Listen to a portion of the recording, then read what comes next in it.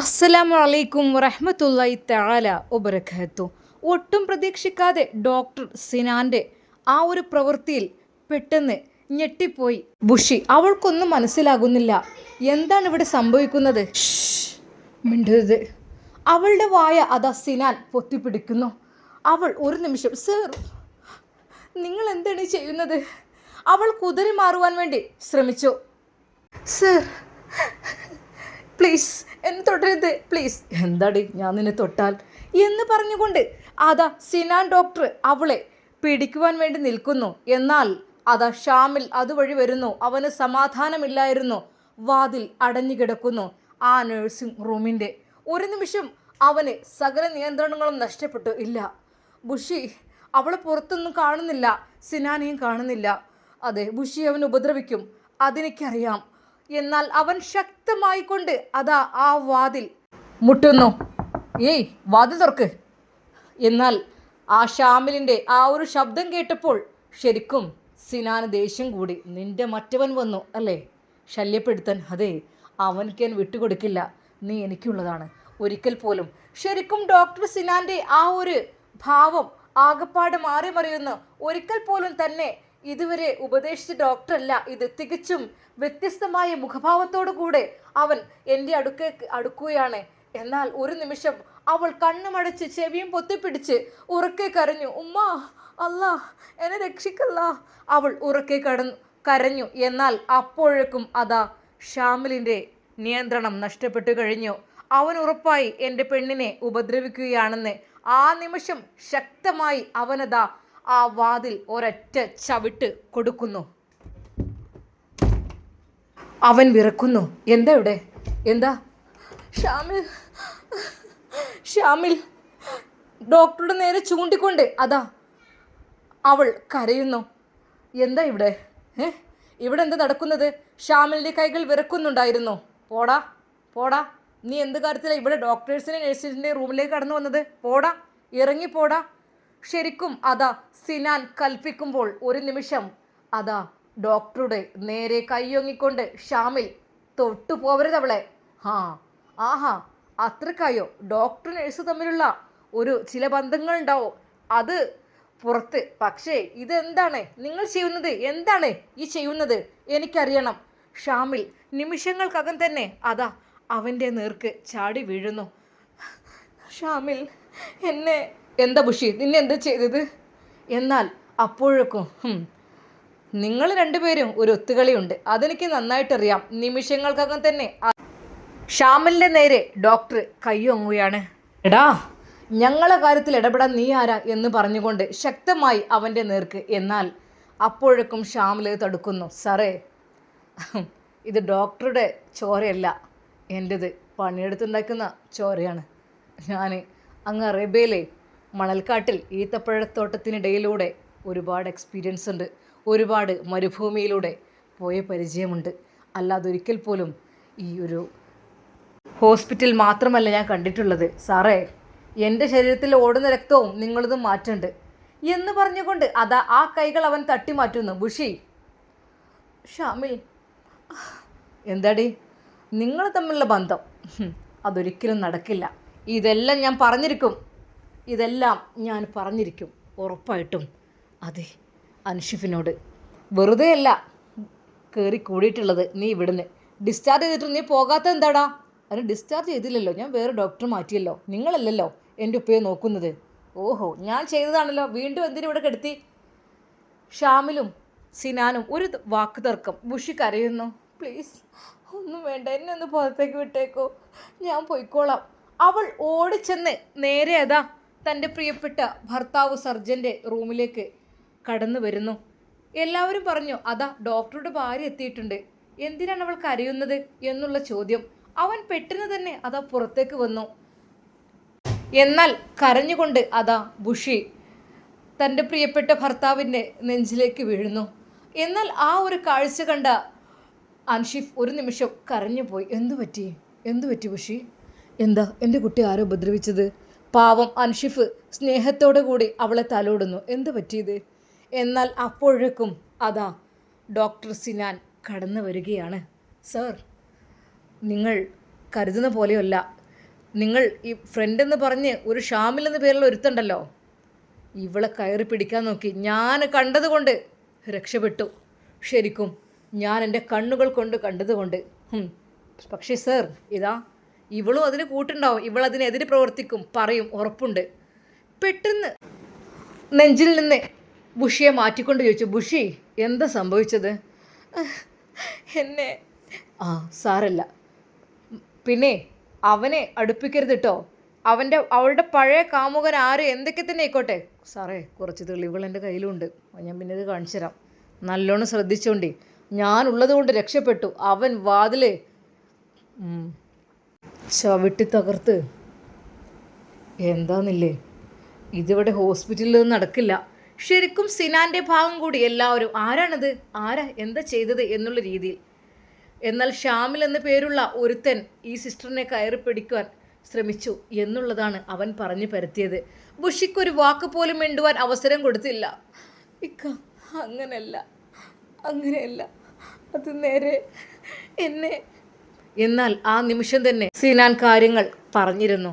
മറ്റൊന്നുമല്ല, അതെ, അവളെ ഭാര്യ എന്ന് വിചാരിച്ച് നിങ്ങൾ കൂടുതൽ വിശ്വസിക്കണ്ട. പല ബന്ധങ്ങളും അവൾക്കുണ്ട്. അവളുടെ പഴയ കാമുകനാണ് ആ ഷാമിൽ എന്ന പേരുള്ള ഒരുത്തൻ. എന്നാൽ ആ നിമിഷം തന്നെ അവൻ്റെ ഫോണിലെ സ്ക്രീൻ ഓണാക്കുന്നു. ഒരു നിമിഷം അവൾ ഭയന്നു. അതെ, ആ ഫോട്ടോ കാണിച്ചു കൊടുത്ത് എൻ്റെ ഭർത്താവിനെ തെറ്റിദ്ധരിപ്പിക്കുകയാണ്. എന്നാൽ അവൾ പറഞ്ഞു, ഇക്ക, നമുക്ക് പോകാം. ഈ ഹോസ്പിറ്റലൊന്നും നമുക്ക് വേണ്ട. നമുക്ക് നമ്മുടേതായ ജീവിതം മതിക്ക. എനിക്ക് കഴിയില്ല. വിതുമ്പുന്ന മനസ്സോടെ അത് പറഞ്ഞപ്പോൾ ഒരു നിമിഷം ഷിഫ് പറഞ്ഞു, ബുഷി, നീ എന്നെ ചതിച്ചു അല്ലേ? എന്നെ നീ ചതിച്ചു അല്ലേ? ഞാൻ നിന്നെ എത്രമാത്രം സ്നേഹിച്ചതാ പെണ്ണേ. എന്താ നീ ചതിച്ചത്? എന്തിനാ പഴയ ആൾക്കാരൊക്കെ ഇട്ട് ബന്ധം കൂടുന്നത്? അതൊക്കെ കഴിഞ്ഞു പോയതല്ലേ. നമ്മൾ പുതിയ ജീവിതം തുടങ്ങിയില്ലേ ബുഷി. അന്ന് യാത്രക്കിടയിൽ അവർ രണ്ടുപേരും അതായിരുന്നു സംസാരിച്ചത്. എന്നാൽ അവൻ്റെ മനസ്സും വല്ലാതായിരിക്കുന്നു. ശരിക്കും ഷാമിലിന് ദേഷ്യം അരിച്ചു കയറുകയാണ്. അവൻ ഡോക്ടർക്ക് നല്ലൊരെണ്ണം കൊടുത്തിട്ടുണ്ട്, അതുറപ്പാണ്. അത് അവൻ്റെ ശക്തി ഉപയോഗിച്ച്. എന്നാൽ ഡോക്ടർ തല്ലുവാൻ ഒരുങ്ങിയപ്പോഴേക്കും അവൻ തടുക്കുകയും ചെയ്തു. എന്തായാലും ഡോക്ടർക്ക് ഒന്ന് കിട്ടിയിട്ടുണ്ട്, അത് കിട്ടേണ്ടതാണ്. അതെ, പാവപ്പെട്ട പെൺകുട്ടികളെ റൂമിൽ കയറ്റി പീഡിപ്പിക്കാനായിരുന്നു അവൻ്റെ ഉദ്ദേശം. പക്ഷേ അത് നടന്നില്ല. എന്നാൽ പാവം ഷാമിൽ സിനാന് പറഞ്ഞ കാര്യങ്ങളൊന്നും അവൻ അറിഞ്ഞില്ല. സിനാന് അത്രക്കും മോശമായ രീതിയിൽ അവനെ അങ്ങ് ചിത്രീകരിച്ചു ഷാമിലിനെ.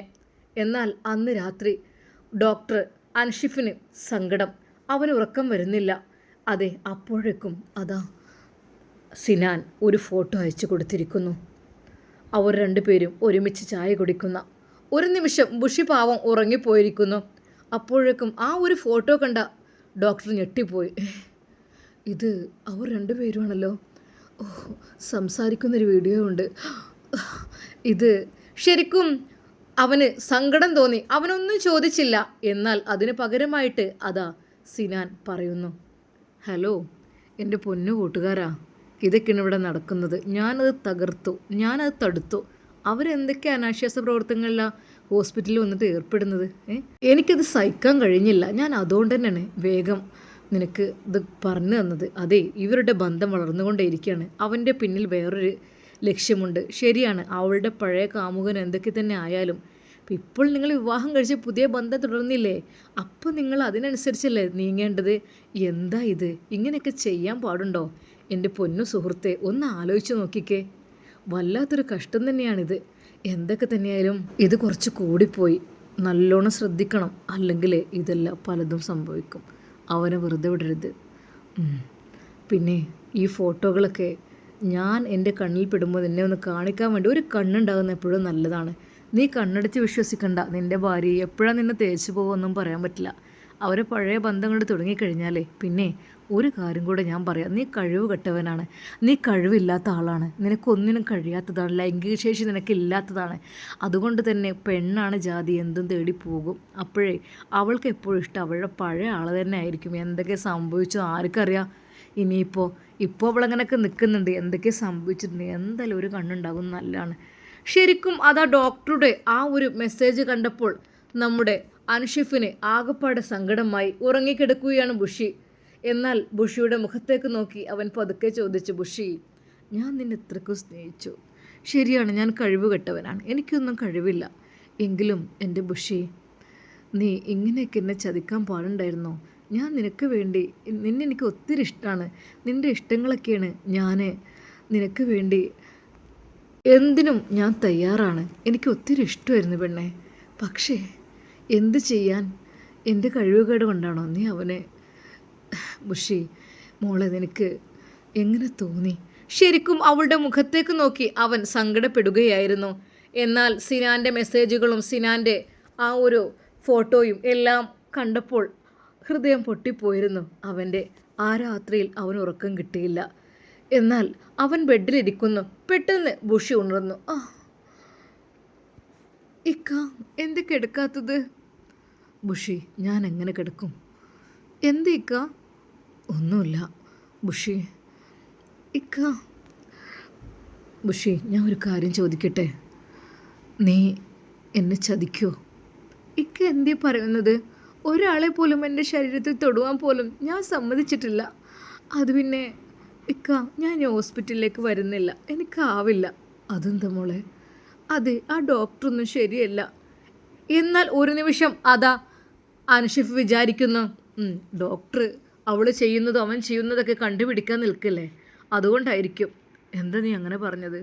സിനാൻ ഡോക്ടറുള്ള ഡ്യൂട്ടിക്ക് ഇനി ഞാനില്ല, അയാളുടെ കൂടെ എനിക്ക് കഴിയില്ല. അപ്പോഴും അൻഷിഫ് വിചാരിച്ചത് മറ്റൊന്നുമല്ലായിരുന്നു. അതെ, അവരുടെ ഇഷ്ടാനിഷ്ടങ്ങൾ അവിടെ നടക്കുന്നില്ല, അതുകൊണ്ടാണ് അവളിനി വരുന്നില്ല എന്ന് പറഞ്ഞത് എന്ന് തോന്നി. എന്നാൽ ഒരിക്കൽ പോലും ബുഷി ഇതറിഞ്ഞില്ല. അതിനിടയിൽ സിനാനെ വിളിച്ച് കാര്യങ്ങളൊക്കെ എന്തൊക്കെയോ പറഞ്ഞ് ചോർത്തി കൊടുത്തിട്ടുണ്ട് എന്നുള്ള കാര്യം. എന്നാൽ ഈ സമയം അതാ ഹോസ്പിറ്റലിൽ വെച്ച് ഷാമിലിന് എന്തെന്നില്ലാത്ത പ്രയാസമായിരുന്നു, വിഷമമായിരുന്നു. കാര്യം മറ്റൊന്നുമല്ല, ബുഷിയെ രക്ഷിക്കണം എന്നുള്ളതാണ്. എങ്ങനെയെങ്കിലും അൻഷിഫ് ഡോക്ടറെ കണ്ട് കാര്യങ്ങളെല്ലാം വിശദീകരിക്കണം.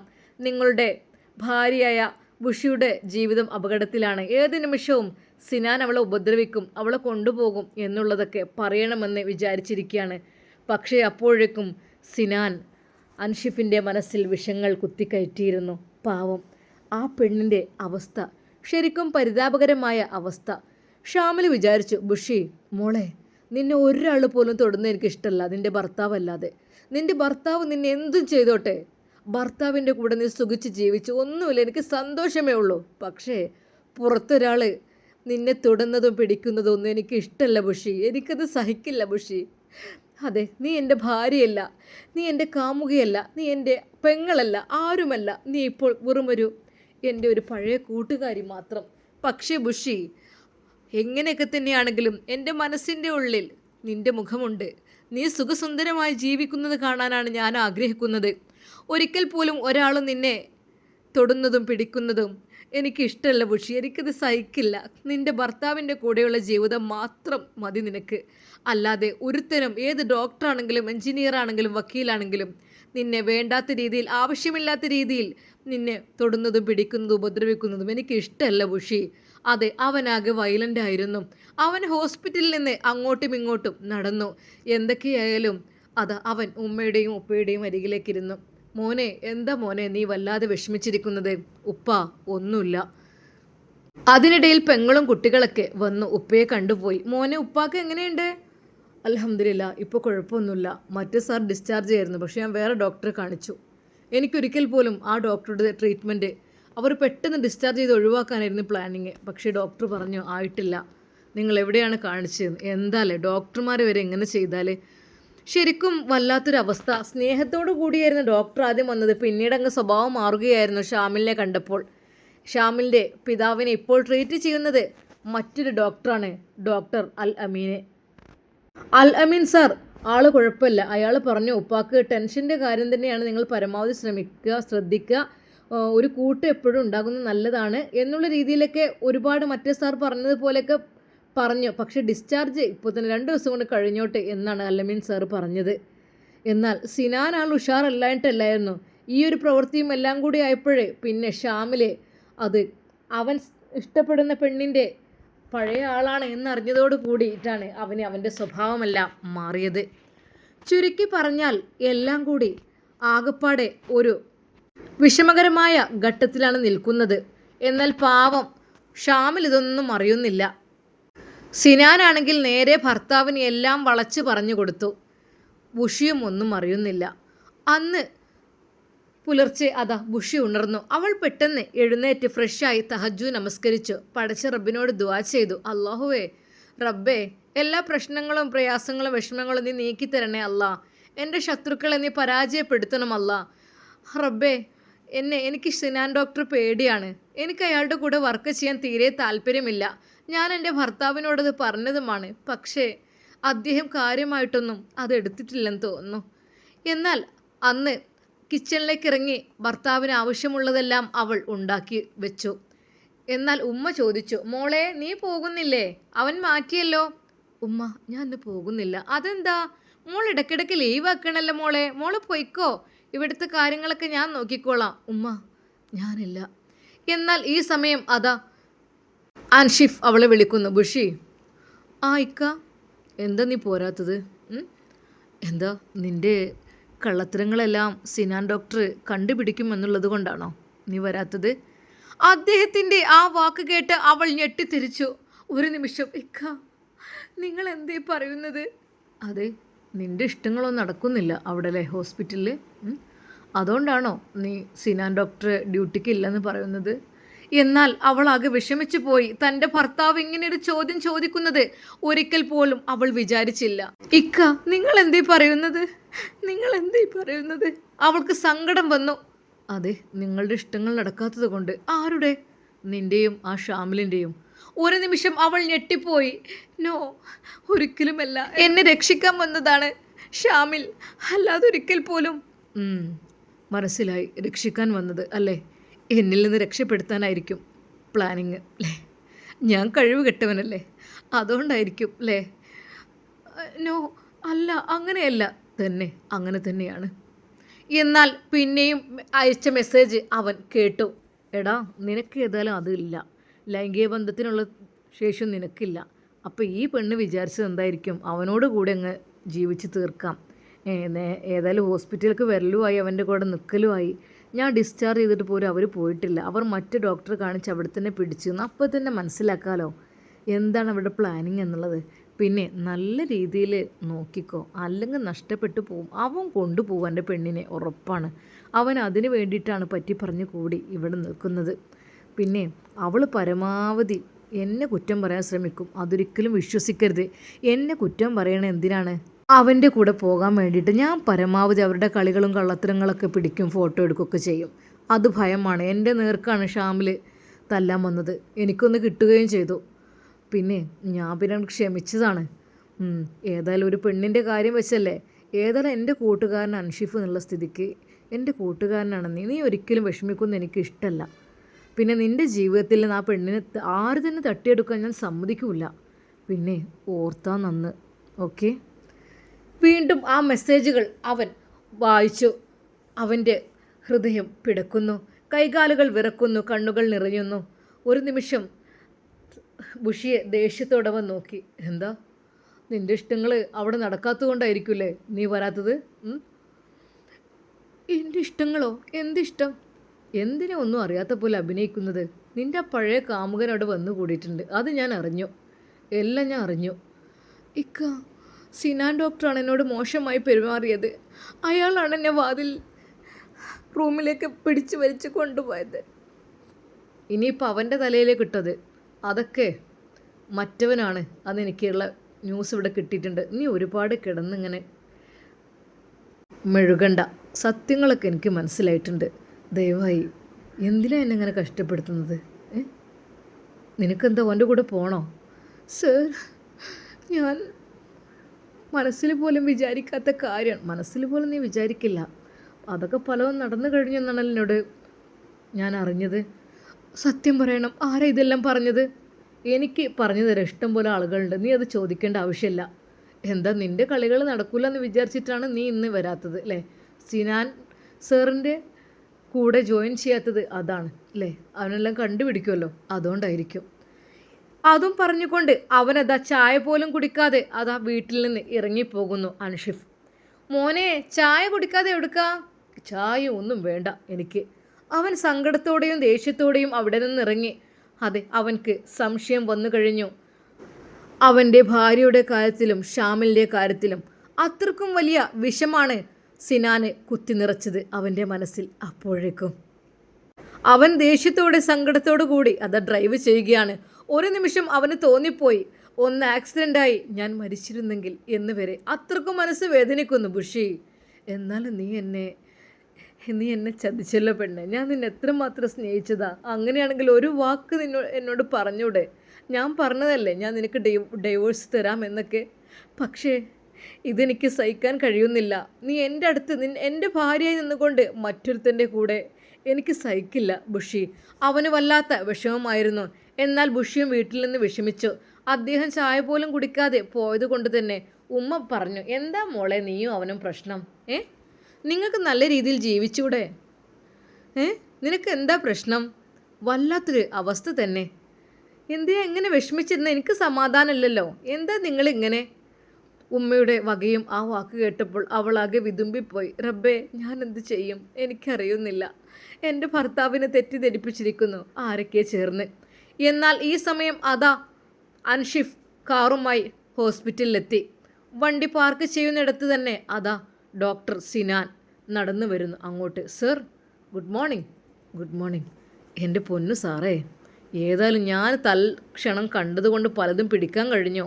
പിന്നെ എത്ര അവർ എത്ര എനിക്കിങ്ങനെ ഡൗട്ട് തോന്നി. വല്ല ആങ്ങളെയും മറ്റും ആണെന്നൊക്കെ ഞാൻ വിചാരിച്ചു. അത്രമാത്രം. പിന്നെ കുറച്ച് കൊഞ്ചിക്കഴലും ഇടപഴകലും പിന്നെ ആ റൂമിലേക്ക് പോകലും വാതിലടക്കലും കഴിഞ്ഞതോടുകൂടെ ഞാനങ്ങ് ഒരൊറ്റ ചവിട്ടിന് ഞാൻ ചവിട്ടിയിട്ട് അവനെ പിടിച്ചു. എന്നിട്ട് 2 പൊട്ടിച്ച് വിട്ടിട്ടുണ്ട്. സാറേ, നല്ലോണം കരുതണം. എവിടെ? ബുഷി വന്നില്ലേ?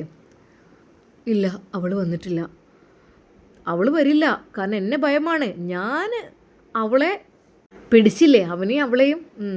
അപ്പം ഭയമാണ്. ഭയം കൊണ്ടാണ് വരാത്തത്. അവൾ വരില്ല. എങ്ങനെയെങ്കിലും പറഞ്ഞ് വിടാൻ നോക്കണം. കാരണം അവളുടെ സുരക്ഷ മാത്രമേ ഞാൻ നോക്കുള്ളൂ. എൻ്റെ അൻഷിഫിന് എന്നെ വിശ്വാസമല്ലേ? എനിക്കെപ്പോഴും അവൾക്ക് നല്ലൊരു സേഫ്റ്റി ജീവിതമാണ് ഞാൻ കൊടുക്കാൻ വേണ്ടി ഉദ്ദേശിച്ചത്. ഇതിപ്പോൾ അതിനിടയിൽ ഓരോ കാമുകന്മാർ വന്ന് കയറി പ്രശ്നമാക്കുക എന്നൊക്കെ പറഞ്ഞാൽ അതൊന്നും നടക്കണ കാര്യമില്ല. അതൊന്നും എനിക്ക് ഇഷ്ടമല്ല. മനസ്സിലായല്ലോ? പിന്നെ എന്തൊക്കെ തന്നെയായാലും ഒരു കണ്ണ് എപ്പോഴും വേണം അവൻ്റെ മേത്ത്. പിന്നെ ഒരു കാര്യം നീ മറക്കണ്ട, ബുഷിയുടെ കാര്യം ഞാൻ നോക്കിക്കൊള്ളാം സേഫ്റ്റിയായിട്ട്. അവളെ നീ എനിക്ക് വിട്ടതാ. ശരിക്കും സിനാൻ്റെ വാക്കുകൾ കേട്ടപ്പോൾ അതാ അൻഷിഫിന് ആശ്വാസം തോന്നി. ഡോക്ടർ, അതെ, ഞാൻ അവളെ സംരക്ഷിക്കും എല്ലാവരുടെ നിന്നും. എന്നാൽ ചതിയനാണ് സിനാനെന്ന് ഒരിക്കൽ പോലും അൻഷിഫ് മനസ്സിലാക്കിയില്ല. അവൻ്റെ തെറ്റുകളും കുറ്റങ്ങളുമെല്ലാം ഷാമിലിൻ്റെ മേത്തേക്ക് വലിച്ചിടുകയാണ് അവൻ ചെയ്തത്. എന്തൊക്കെ തന്നെയായാലും സിനാൻ എന്നെങ്കിലും പിടിവീഴുമോ? അവൻ്റെ കള്ളത്തരങ്ങളെല്ലാം പൊളിയുമോ? അതോ പാവം ഷാമിൽ കുറ്റവാളിയാകുമോ? നമുക്ക് കാത്തിരുന്ന് കാണാം. അതുവരേക്കും എല്ലാവർക്കും അസ്സലാമു അലൈക്കും വറഹ്മത്തുള്ളാഹി തആല വബറകാതുഹു.